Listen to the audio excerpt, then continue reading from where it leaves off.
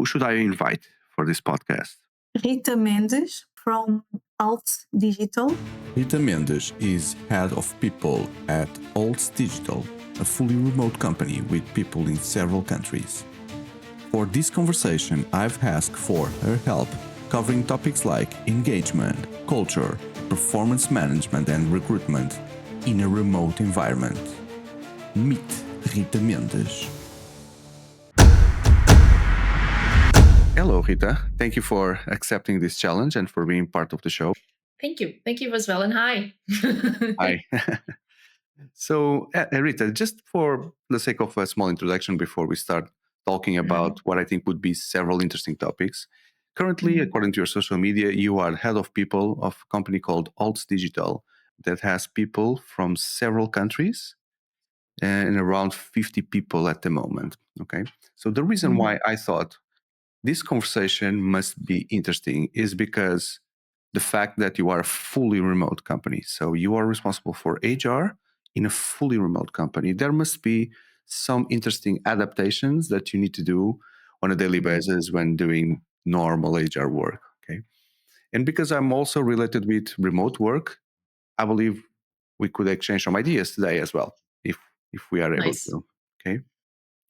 So not sure where to start. Let me propose you some topics that we can follow up. Okay. For example, when it comes to culture and leadership, how would you define an exceptional remote first company culture, and how would you foster it? Okay, that's a good one and a big one, João. Yeah, I immediately raised the bar very high. Very high one. Yeah. So all the next questions will be easier than this one. Or not. Yeah, I think or not. I think. So a bit of context. I've already worked completely in the office. I started working remotely in the pandemic in a company that was full in the office. During the pandemic, was fully remote, and then I believe, yes, they are in hybrid model at the moment. Back to office somehow. Yeah. Exactly. And I have to say that I thought before the pandemic, I thought that I would be a terrible full remote worker. Because I'm a bit extroverted person and I like people and so on. So I thought, no, it's impossible to be me, Rita, being an HR in a fully remote company. How would I survive without contacting with people Talking in with person, people. right? Yes. And but then the pandemic happened. Of course, during the pandemic per se was awful, but that was because of the pandemic. But then I realized that I actually liked it. And then I came to Alts. So Alts is a company that is made since the beginning in fully remote way. And I think this makes a huge difference. Before the pandemic, Rita was already remote? Always. So they were. Always. They were. Yeah. We Okay. were, because I was not here. So we were created in 2018.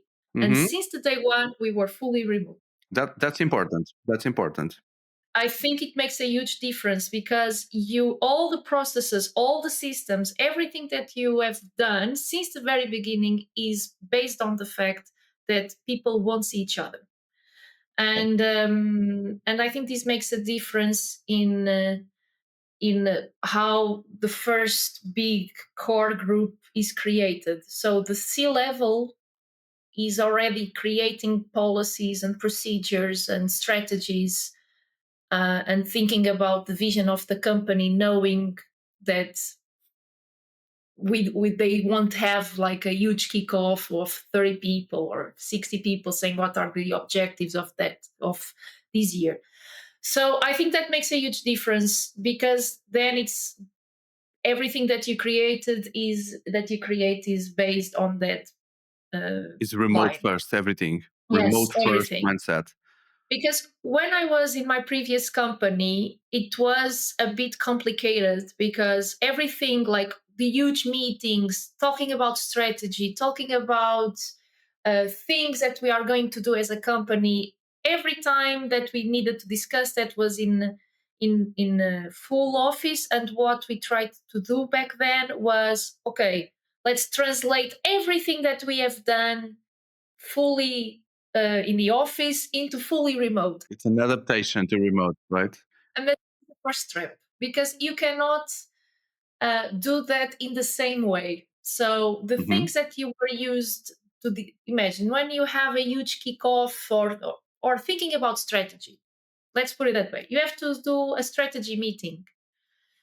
When you are in the office, you can do like, I don't know, one day of strategy meeting. Everyone goes to lunch and then they come back, and then we have like 8 hours of strategy meetings and so on. You cannot just do it in a remote way. You are not going to spend 8 hours in the front of a screen Mm-hmm. thinking about strategy. Zoom only lasts 45 minutes and then everyone needs to quit. So you need to do it in a different way. You need to divide better. So you have to plan these things better.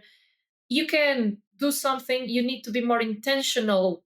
Imagine if it's something really, really, really, really important, maybe you can gather like 3, 4 people core in like face to face once a year, and then you parse the other meetings, so the other like sub strategy meetings, then in remote. Thinking about my leaders and my managers, I think, and about also myself as a manager, I think what is more important to know is that you cannot do the same things as you do in the office. Things are different, period.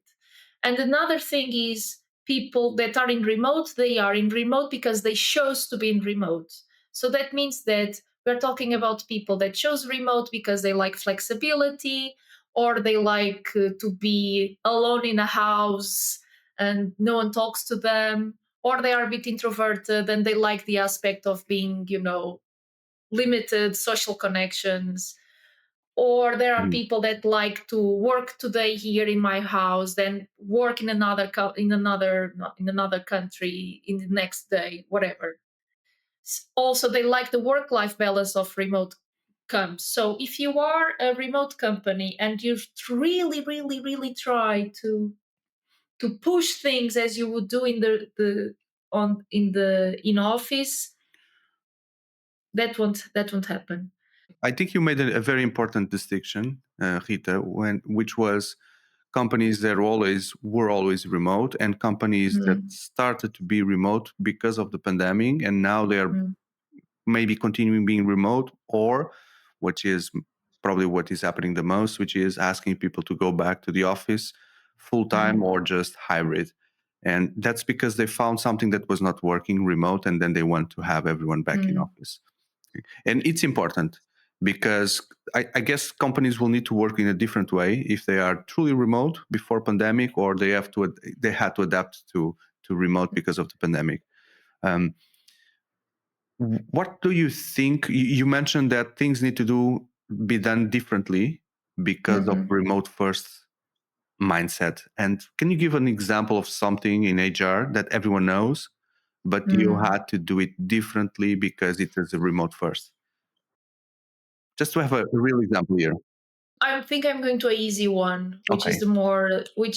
like the team building part. Mm-hmm. So when you are in the office, and when I'm talking about team building, I'm gathering here many things. Team building, like real team building, have a retreat somewhere or Mm-hmm. do things in the team. Mm-hmm. So like intentional team building, but Mm-hmm. also socialization and team bonding. These are other two aspects that in the remote become a bit different because they need to become intentional. When in the office, these things are like natural. So you socialize, you bond with your teammates because you are there, right? So you have lunch with them, you have coffee with them, you help each other.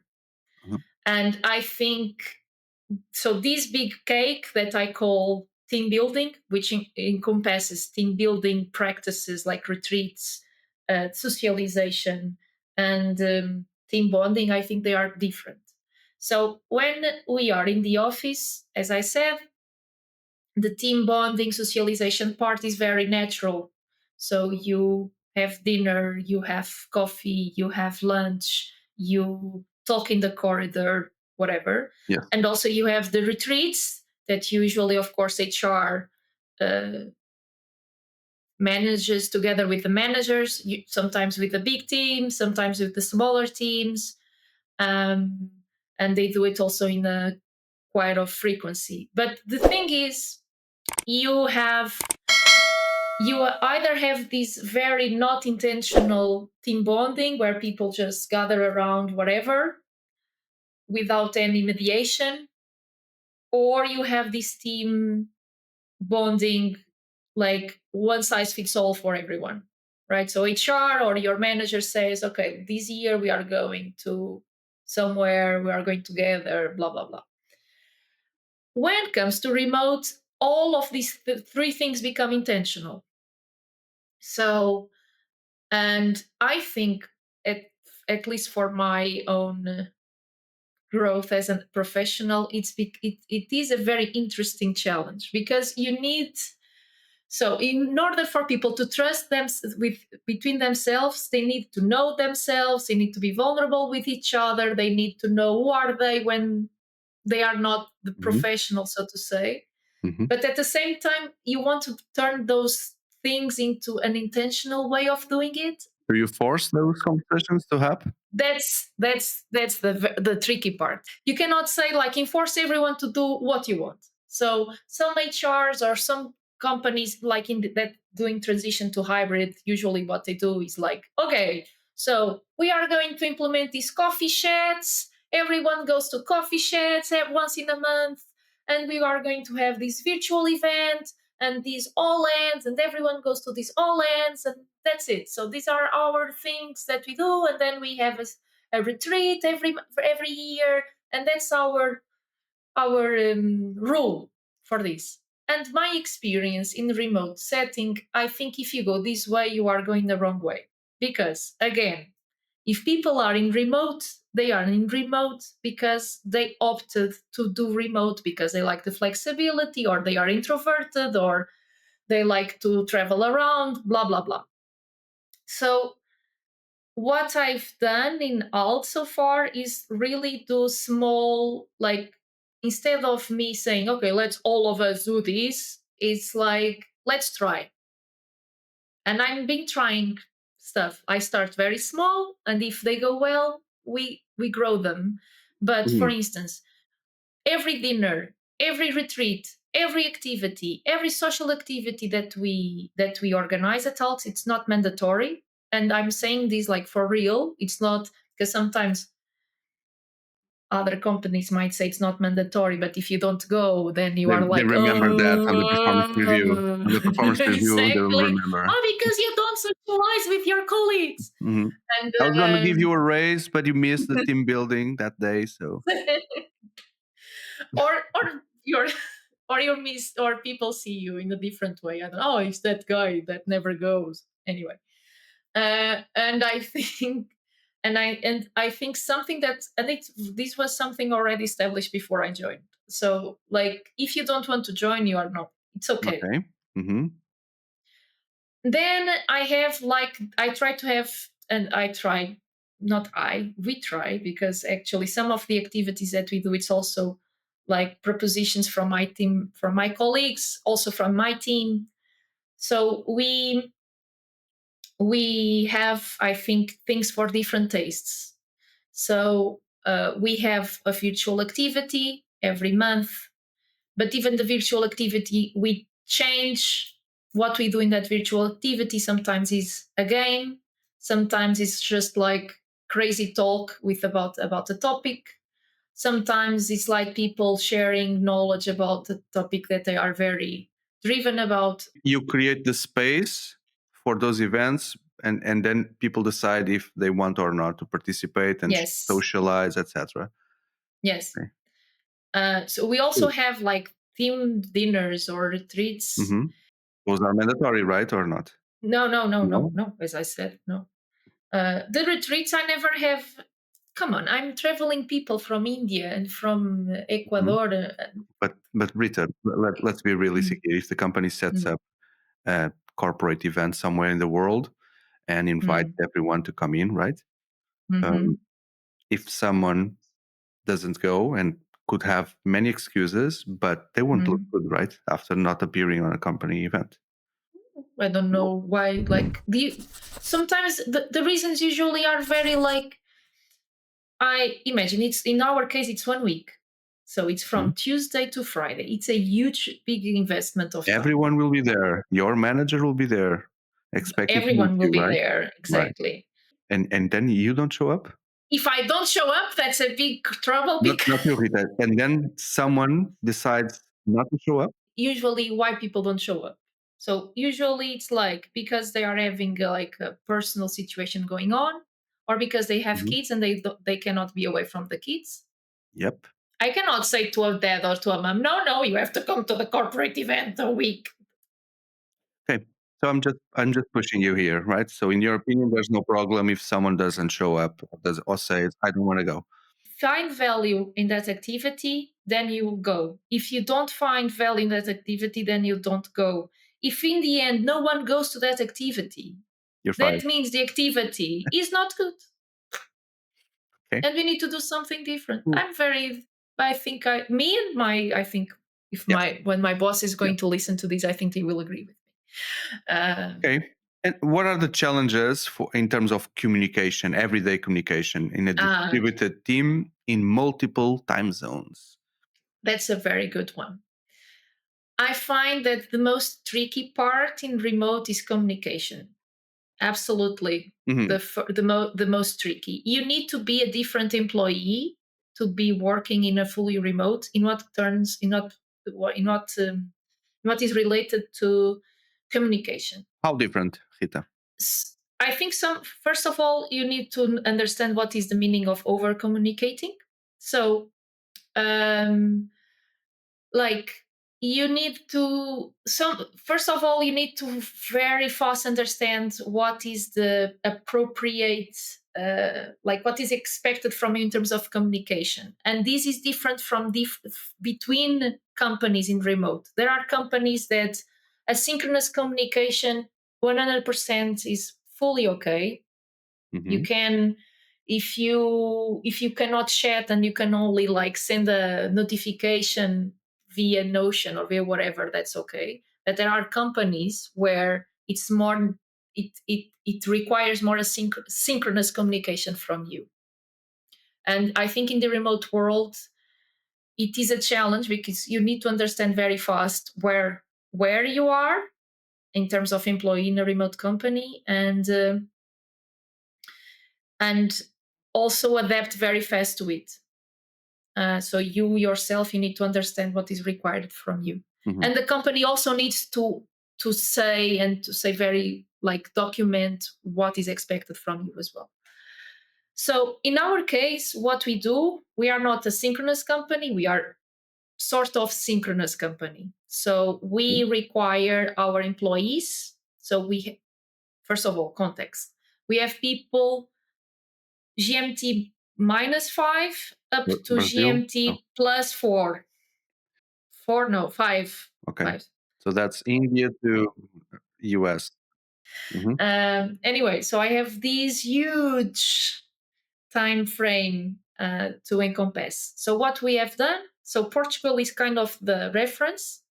Okay. If you join ALTS, you need at least work half a day of the Portuguese time zone, right? So if you are in Brazil, you need to work at least the afternoon, the Portuguese afternoon. If you are in India, you need to work at least the morning of Portugal. Okay. So this is like our recruitment filter, so to say. Why? Because at our company, we are still very synchronous. We are very good in documentation and in async communication in what concerns things that are more procedural or processual, but in what comes day to day, like people have to Slack or have to discuss stuff. So that is important. Those 4 hours, like the overlap of the 4 hours, team are meetings quite together. Yeah, and we are not very we are not very meetings company. So, for instance, if I'm thinking about a content specialist of my team, so like the IC basic of so to say, of my team, they might have like 1 or 2 meetings per week. But the thing is, like for instance, there are news in the iGaming industry and something is going on, or an SEO thing needs to be corrected. Those kind of discussions need to be more synchronous. That's why then that overlap. Yeah. For me, two things are important, especially if it's an environment more of a synchronous type. Mm. The first one is everyone that you have on the team, they need to be senior and professional enough to be able to deliver without having people around them, without having the manager micromanaging. If the manager is on the other side of the world, probably there will be a minimum overlap of hours. So you'll need to find the answers yourself, thus being then senior and being professional to deliver as expected. And asynchronous communication would work because you just leave your questions on Slack or Teams, then your manager picks it up, answers, then you come back, you see, and you do whatever you need to do with the answers. And the other thing is be available, okay? Because even in asynchronous, if something explodes and you are required to act, no matter where you are, what time of the day it is, you need to be reachable somehow, okay? You can at least acknowledge that you've seen the problem, you will take care of that in 2, 3, 4 hours when you wake up, etc., but at least you are reachable. And everyone can have their notifications set up in order to not to be disturbed through the night, etc., but at least if they are reachable somehow, that will be okay. I think that's also an interesting thing in remote. See, like different teams also have different ways of solving things. While I think usually what happens in the office, I will go up with my reality adults, but I just want to add here a parenthesis. I think there is a weird tendency in the office world to uniformize practices among the teams, and I think sometimes that can be harmful. And I think as an HR, I became better HR being in. I think like if I go one day back to the office, hopefully not, but if I will go one day just 100% in the office, like I think I grew up a lot on as an HR of how we need to do things remotely. And I think then those best practices will follow me if I go back to the office. But just end of parenthesis. Do you agree that doing HR in remote is like doing HR but on hard mode?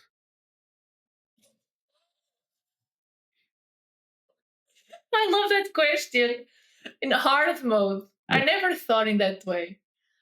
I think a bit, yes.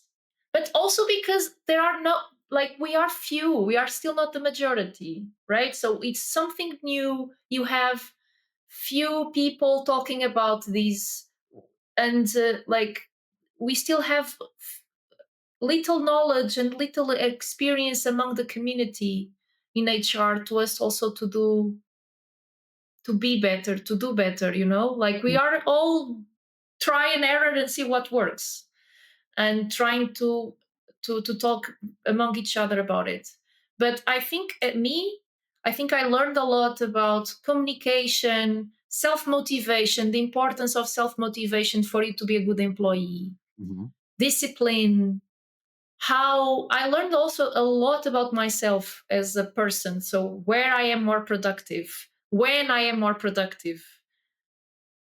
Like 2 months ago, I started working at 7:30, just because. The morning. In the morning, in my bed. This is a very bad practice. I'm a psychologist. I shouldn't say this, but Okay.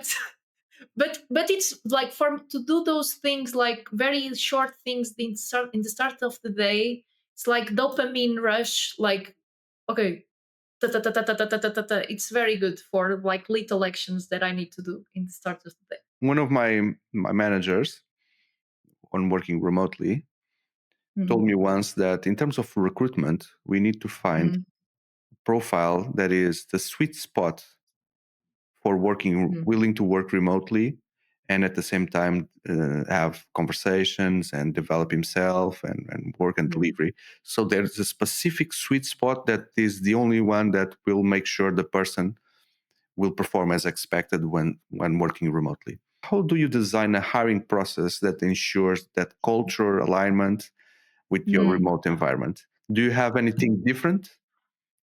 Different, I wouldn't say so. Maybe, at least from my perspective, it's not different. Mm-hmm. But I think in our case, we ask about previous experiences working remotely, Okay. and we also ask what are the aspects that they like and don't like, Mm-hmm. what is difficult for them working remotely, to assess self-awareness, so to say, and meta thinking about their own experience remotely.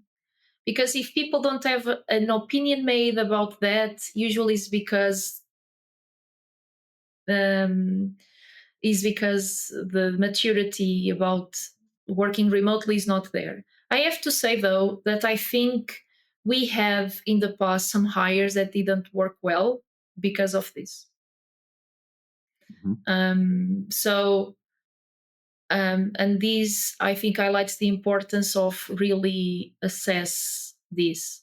So I think in the hiring, self-motivation, so how people work without anyone telling what to do. And you can assess this. So people don't need to be in remote to do this. You can be a self-sufficient person In in life. your work life, Mm-hmm. even in your work life, without anyone telling you, do this, do this. Okay. Also, That's true. The communication habits are also very important. If people are, I think, for instance, developers, which is a function that tends, also the content ones. So these two functions tend to a bit more individual mindset, so to say, like, I need to solve this problem, I need to solve this. So I think we need to assess their habits of asking intel from stakeholders, from people that you will use the platform, the clients, so to say. In our case, that's quite evident because the clients are internal, so they can ask directly to their colleagues, like, what do you think about this? Am I doing this right? And so on. So yeah, communication habits. So how do they communicate with others, or in asynchronous also? Because asking someone, hey, do you have experience working remotely since COVID? That's a question that is not valid anymore because everyone says, yeah. So in COVID, I work remotely. So it needs to be something else, right? I have to, like, for instance, I had a very recent experience with that. I think one person that we hired, I think the answer might be relied on that period of time, and because when you were in remote, so if you were working in a company while on remote, you still have the memory, so to say, of you working with your colleagues before, right? So you knew the people, you knew, like, what are the habits, you knew, like, I don't know, you already have the community established. When you go to fully remote, you start like fully remote. So you won't have the coffee machine conversations for a week and then you go home. So, but then the companies need to prepare good onboarding processes, thinking about the remote environment, right? So how do you structure an effective Yes. remote onboarding experience in remote? I have also to say a hot take about this, which is, I think not everyone is prepared now to do working, like, to work fully remote. But I think 90% of the people, if they want to develop, they can develop themselves to become to have a nice full remote working life, so to say. So I also, because some people also are a bit, no, there are people that really were not born to working fully remote. am also not that violent. I think there are some skills, like self-motivation is a skill. Is essential. And exactly. Probably the most important one. And every skills are developed. And but yeah, answering to your question. Onboarding. About onboarding. So onboarding for us, it's very important that since the person accepts the offer, they feel that they are important and they are not like lost in the wild.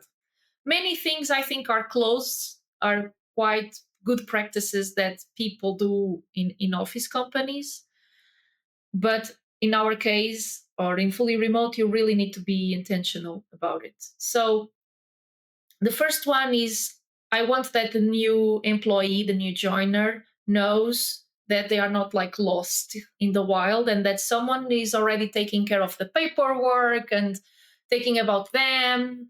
So, and we also want to have a feeling about them. So, a week after the person says yes to the dress, as I usually say, the person has a call with someone from the people team, because sometimes it might take 1 month or 2 months for people to join. Sorry, what's the content of that call 1 week after the acceptance? It's really to present themselves, like to present Francisca, my team member from my team, present herself, and also the new joiner presents to her, and then she will tell them, look, so this is how the process will look like.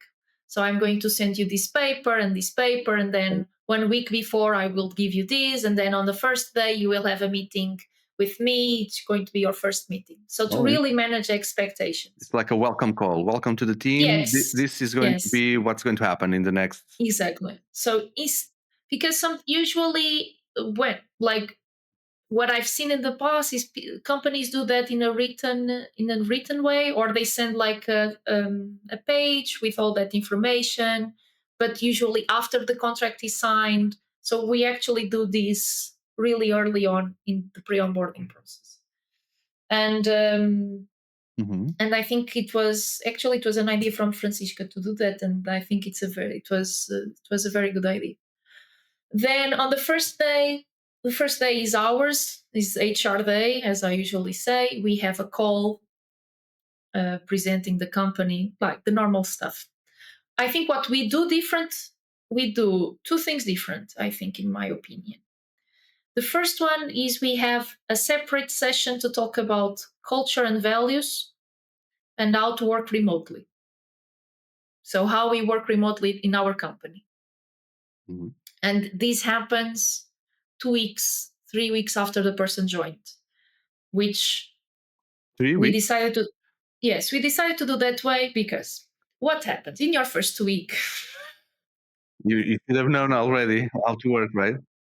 More or less, because in your first week you receive huge amount of information, like how the company works, how it's going to your job to look like huge, a lot of a crazy amount of information. So what we do, like we do it 3 weeks after, because the person already saw more or less how things are. Person already contacted with a few colleagues, already talked with people on Slack, on calls, so already had a grasp about how company looks like. So that meeting is a way. So that meeting, we don't like, it's not like a session when we start saying, so these are the values in our company, this is the value 1 and value 2. No, it's a bit more conversational. So we ask the person, okay, so from your period in the company so far, what value you found most relevant going on? So how do you felt our culture being different from the culture you were in your previous company? What do you think will be the aspect of our culture that is going to be harder for you to adapt? So in 2 weeks, 3 weeks after, it's the person already knows something that will make that conversation to be more rich. It's an HR catch-up since hired, right? It's an HR, yes, but catch-up. Only focused on this. Mm-hmm. Then we also do a game with 3 colleagues. Also optional, by the way. On the third week, no one refuses anything, right? No, but my colleagues might refuse. Oh, it's optional for the Uh, colleagues. For the it's colleagues, optional. okay. No, it's optional also for the new joiner. But But of no course, one will usually do the that. new joiners, are up for it. Not, but usually sometimes my colleagues might say, "No, I don't like it." We do a game for people to meet better their direct colleagues. So it is like we select 2, 3 colleagues that are more connected to that person, and we do a game What kind of game? competition. It's a game. People have to find in the fastest period of time, 10 things that they have in common, but with categories because we are bitches. So you need to find like foods that you like, Mhm. movies that you don't like, something like that. And it's very Sounds interesting. fun. Sounds fun. It's fun. It's a bit cringe, but that is what it is. And then I think these are like the 2 things that we do more differently. Also, but this is also a good practice. Like we like that the person has their agenda for the first week outlined. So like the sessions in the calendar are already there in the first days, or so that person knows more or less what will happen in the next days. I don't know, 10 movies you don't like. Probably takes a bit. Not 10 movies. So these 10 things in common. The movies are one of them. So it's not category movies and then 10 movies you don't like. No. So you have 10 things that you have to find in common, and then there are not 10 categories. We have 5 categories, I think. Sounds fun. I would like to join that one activity like that. Sounds fun. Maybe think about something similar. You're giving ideas to everyone listening. Thank you for that. Mm-hmm. So the person joins, the person is onboarded. Now we need to think of retaining, motivate people, make them produce, etc. So what are your strategies to keep employees motivated and producing when working remotely? So, after 1 month, 2 months, that employee starts feeling very alone, doesn't see anyone. He starts doing other things at the same time as working, right? So, yeah. Then you step in and do what, Rita? I think we don't do in one we go for motivation and learning and development and other things. I think we don't do things that I find very different from other companies. I think where I can reply, maybe it's in the part of the connectivity. So I think it is important that people don't feel that they are like freelancers, What do you mean and by then that? we go back. What do you mean by that? Some companies, like for instance, in our industry where we work, we have some companies that hire a bunch of content people, and they have to write a piece of content in 1 week, and the interaction of this person with their manager is Monday, hi, you have this article to write about future of something, and Friday, and you need to write it until Friday, and then on Friday, hey manager, I delivered my article. You can find it delivered somewhere. based relationship, right? Yes. Here is your task. I expect delivery by that date.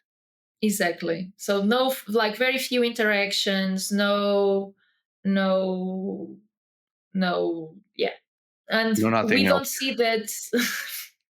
We don't see it that way. So I already talked about team building and so on. I don't want to jump there again, but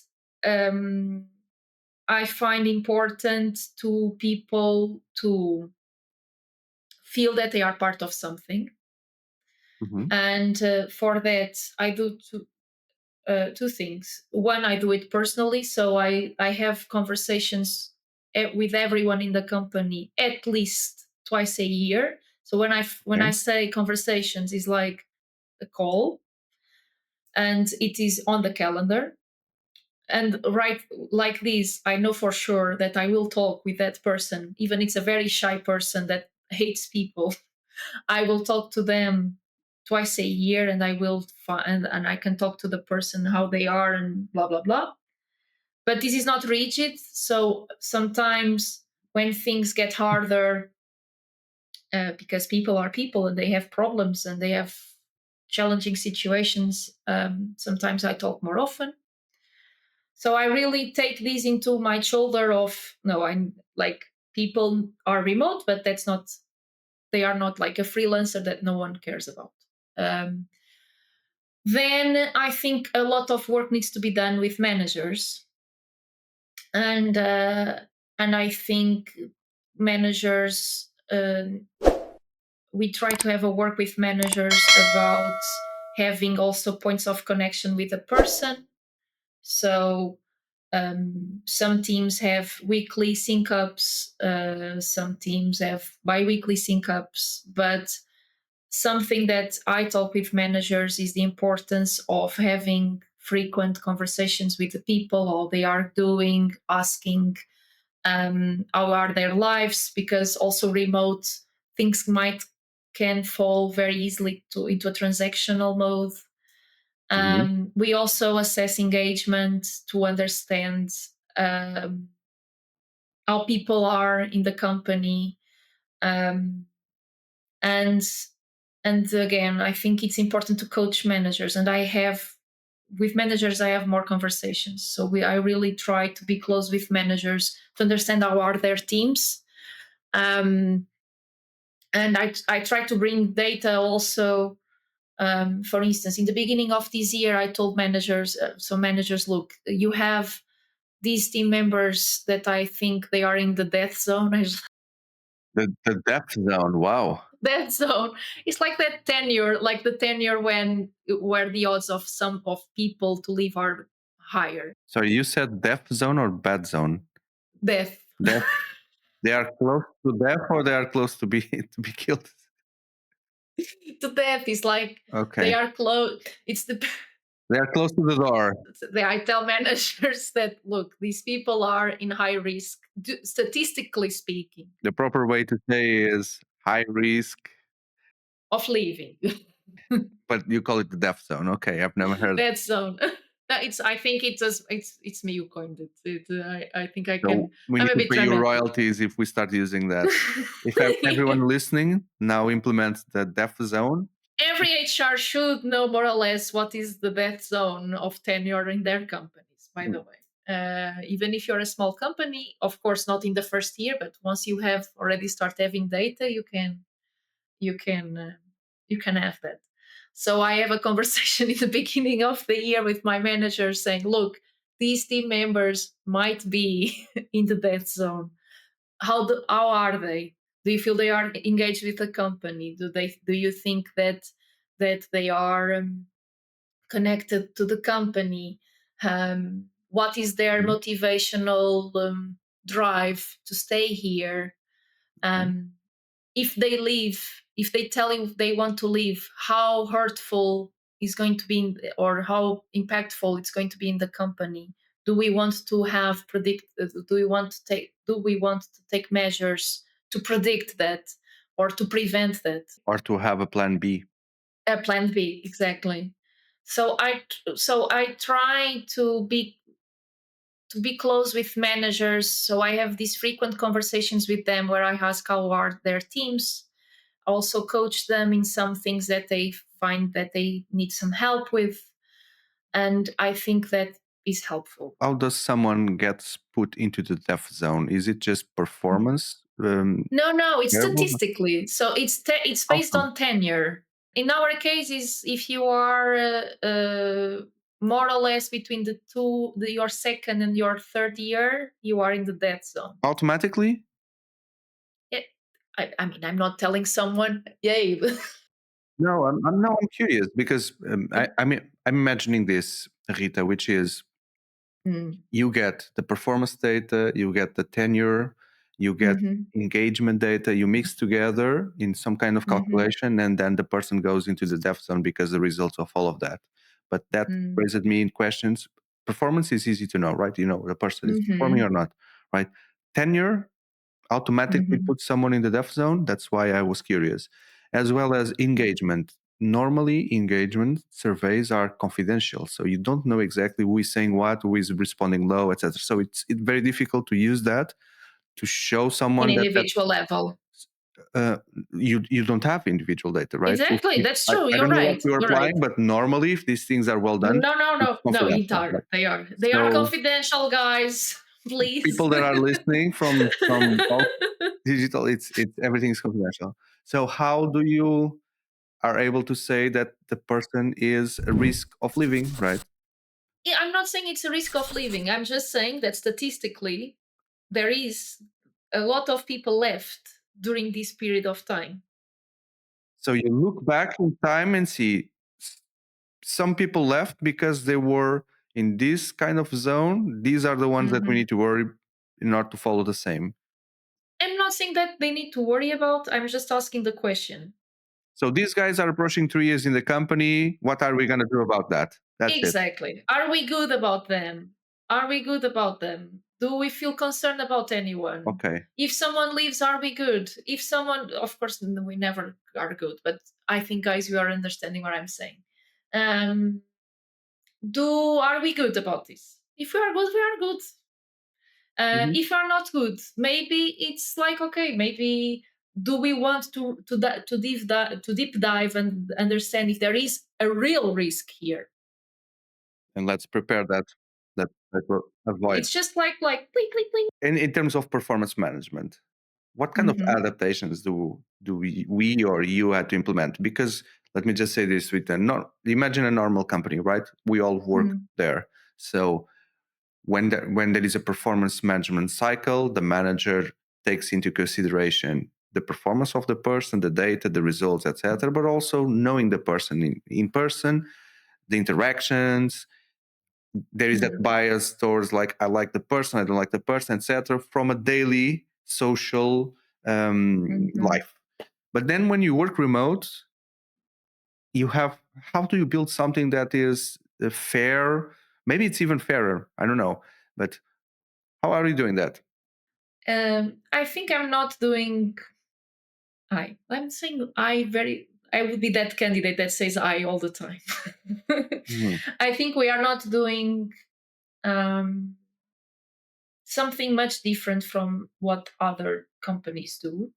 I think coming from what you said, when we are in the office, there's always the risk that that person that speaks louder or that is very socializer stuff can be automatically put in the category of a good performer. And there is a bias towards extroverted people, in my opinion. And I'm saying this being an extroverted, so I can say this, guys. I think there is a bias towards extroverted people in the workplace. And working remotely really, I think, cleans the data. The interactions are still there, João, at least in the way that we do things, right? Right. So yes. we have that this interaction with people. Like people have a conversation with their manager face to face every week. You're right. Yes. But in terms of method of performance appraisal and reviews, I don't find it much different from what other companies do. We still look into the past. We see what went wrong, what went right, what were the results, and we make a decision out of that. Okay. I think if I can say, I think it's much more clean because of those extra variables that sometimes can pollute the decision making. Okay. So in general, what we are trying to say here is that performance management in remote, it's like more fair, more just. Might be. I'm not that girl that says that remote working is perfect. Because I can see, I think in our case, I think I'm safe. But I think I think performance reviews can turn into a very transactional thing in remote, exactly because of what you said. So it's just like a moment of making decisions. So you are good, you're not good, bye, right? I think remote can turn things a bit more transactional if you are not careful. But then you also need to have performance expectations clearly defined, right? Because Yes, you can of only be a course. good or bad Of performer course. if everything was clearly set before. Because Yes. there are also examples of people that get to a performance review and they don't know how they perform because there was no expectation or something, nothing to drive their performance. Okay, so that needs to be also an important part, remote or not remote. Remote in that case makes things a bit more, because we need to document more. Mm-hmm. Sometimes those things are more clear and more on the table, because there is a need when you're working remotely to document more. And if you have a good documentation tradition, then things tend to be more written, more clear, Mm-hmm. and people appreciate that. Yep. So comparing your experience before remote and now fully remote, in terms of conflict issues or conflict management, do you think that It's a good one. that's a good one? Oh, let's see I what's coming like there. that. Do you think, I was going to say, so do you think that remote promotes or inhibits conflicts between peers, manager, direct report in general? Okay, that's a good one. I think it helps to not escalate so fast into toxicity in the workplace. So remote Mhm. helps on that. Why? Why, Rita? Because when we are in the office, it's very easy that one employee that is very dissatisfied with something or something very wrong happened kind of creates a bubble of dissatisfaction. Doesn't that happen on Slack, for example? So if I'm not satisfied with something, can I just go to this person, that person, and Slack badly about the company? Can happen, but I think it doesn't scale so fast. Mhm. Because in the office you start to see, oh, those guys that are in the corridor, like, even if you are not involved, somehow you are involved. I think so there is a bigger risk of tendency for soap opera when you are in the office. Mhm. But I think in remote, as another problem, maybe you don't have the toxicity, like the virus of toxicity to happen so much. But when you have another tendency, which is people to not talk when they are unhappy, because they can just shut off the camera and bye, right? And I'm not saying only on case of conflict, I'm also saying when something goes wrong and you are unhappy, or you are sad about something that happened and you don't have a colleague there, like a friend, to help you out. If something happens to you in the office, you leave the room and you are tearful or you are angry, or like, it shows that something is not good. And if you have a friend in the office, that They will friend help. or those people will help you. They will talk to you. Hey, you don't look good. Do you want to have a coffee? Do you want to breathe some Right. air? Do you No, want to talk? that doesn't happen remote. Right? That doesn't happen in remote at all. So unless if you are unhappy and you really want to talk about that, and you No one really comes are to you. okay in talking to your colleague about it, Yeah. it might happen someone comes to you, but it can take longer. It cannot happen because you won't see someone. Yep. So in that case, I think it's a bit more Yeah. challenging. Another thing that I would like to add is when you promote water cooler conversations in an office, it's just that it's water cooler conversation. Who heard, who did not heard, didn't heard, and doesn't know. So it stays there. But if you try to do that kind of conversations on remote, you need to use Slack or Teams in a written way, right? So we know someone may have access to these texts, admins, etc., or someone may be willing to do your arm and just take a print screen of the things that you're saying and show to someone else. So it's very easy for you to get in a wrong place for saying things in a written way. So maybe that also inhibits people from starting toxic conversations with other peers, because it just takes a print, save, send. Hey, see what this person is saying? And probably you don't last for the rest of the day, right? It also has a good part, like that space also have a so to say silver lining, which is you're less you have time to reflect before act in remote, so you Okay. can sleep over things. Yes. That, for instance, like me as an HR, like talking about my experience in HR helps. Sometimes imagine you have challenging situation going on with someone, can be not, doesn't need to be a conflict, can be something a bit more challenging, and you really don't know what to do, and sometimes you need time, you need like to turn off the computer, have your life, and then next day you will know better. And for me that happens a lot, and that in the next day with fresh eyes I can be more effective and I can reply in a better way to that situation. And I think maybe it happens also to my colleagues that are not HR but still have, of course, challenging situations going on. Moving closer to the end of our conversation, we have topics here that could last 2, 3, 4 videos, Sure. right? But we Sure. need to be careful of time.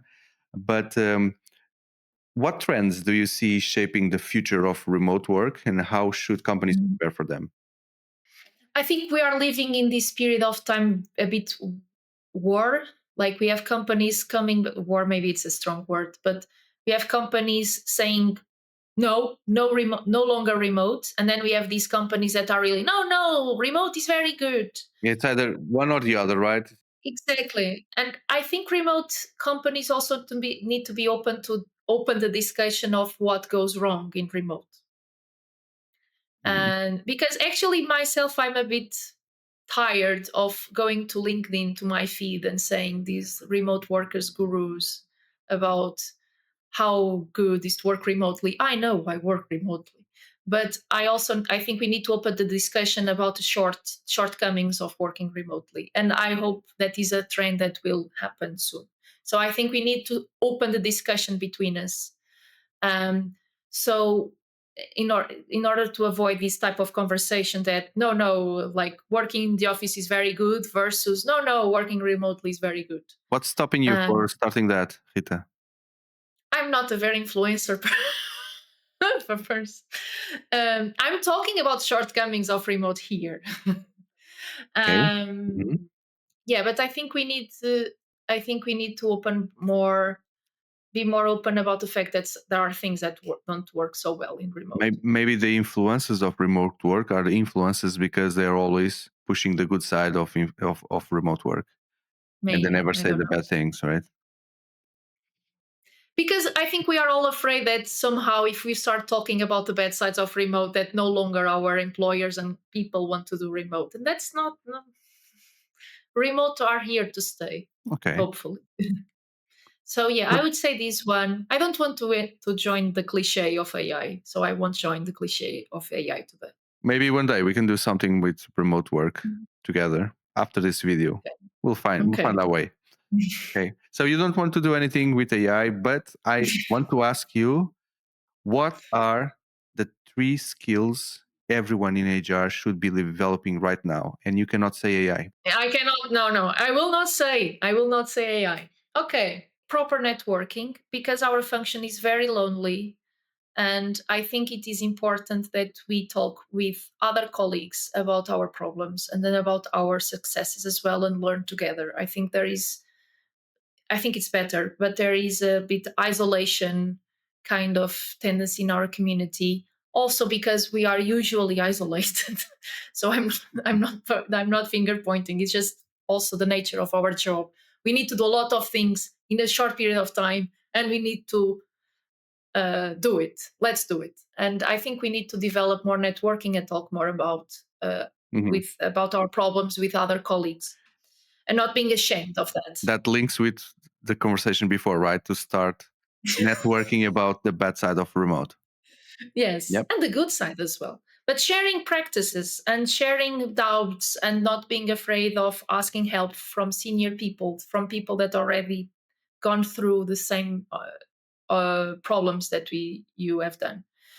Then I think bit cliche, but I think proper communication with people, Mhm. like how to be an active listener, but also how to encompass, and this is really hard in our jobs, how to encompass an empathetic communication with employees while having in mind the best interests of the company. Um, and and this is a mix between active listening and proper communication skills together with business drive. And it's a tricky one because every time you have a conversation with a colleague, and I'm a psychologist, so that part of having the people skills maybe are good, but every conversation you have with an employee, you always have to have both in your mind, the employee and the company. And that's tricky. Then I'd say a third one, resilience. Exactly because we have a very demanding job, we're always in the middle. It's very easy that we are like sometimes we need to do different things, challenging things, very difficult things. And in the end of the day, we can, and it's okay to be tired, and sometimes it's going to be tough. And I think resilience is an important skill Okay. for us. Thank you. Thank you for sharing. What advice would you give to someone that is just starting working in HR? Don't do what everyone does.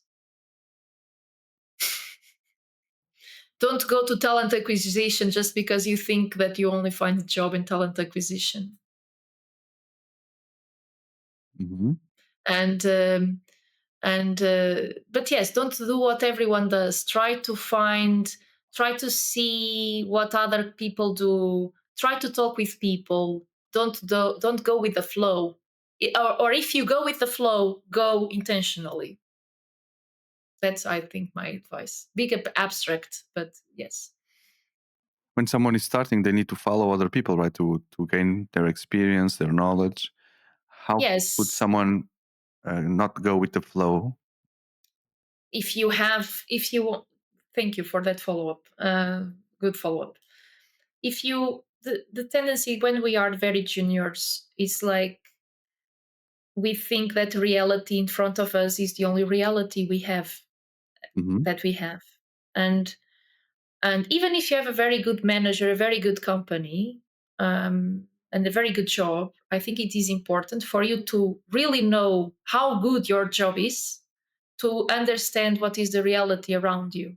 So talk with other colleagues that also started their jobs. Talk with people that you know that are in that job 1 year later. So you try to understand where are you in the middle of the of everyone. Okay. Cool.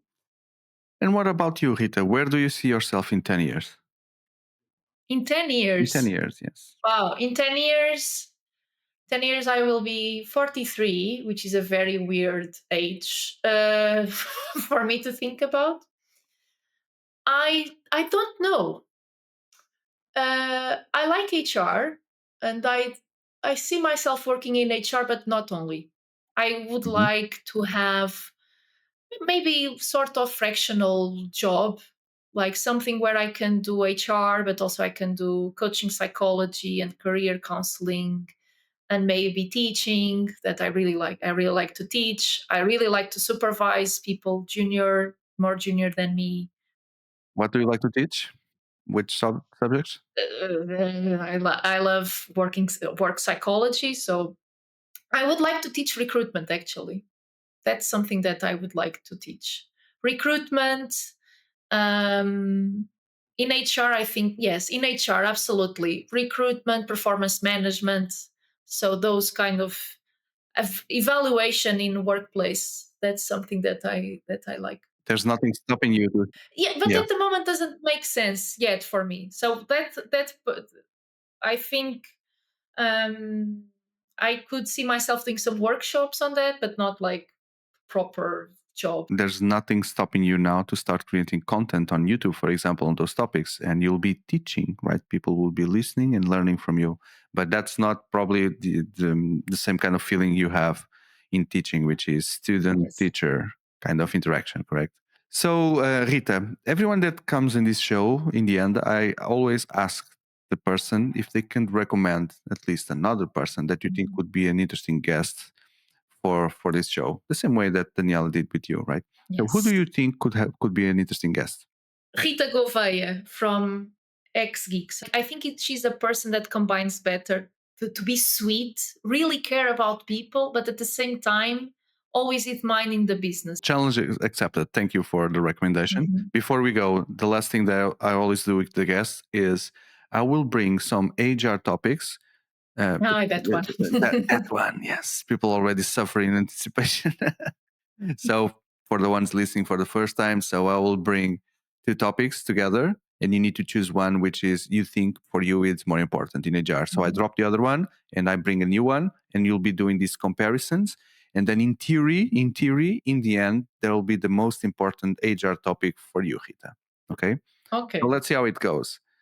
So between talent acquisition and training and development. Talent acquisition. Talent acquisition and compensation and benefits. Talent acquisition. Talent acquisition and performance management. Talent acquisition. Talent acquisition and employee relations.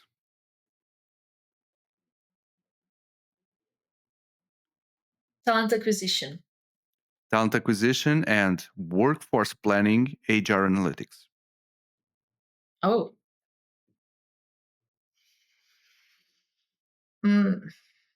Workforce planning. Talent acquisition. This is a hard one. Talent acquisition. Talent acquisition and diversity, equity, and inclusion. Talent acquisition. Talent acquisition and HR technology and systems.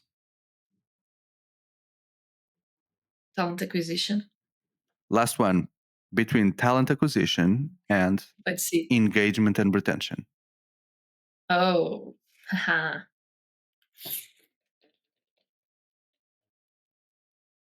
This is also a tough one.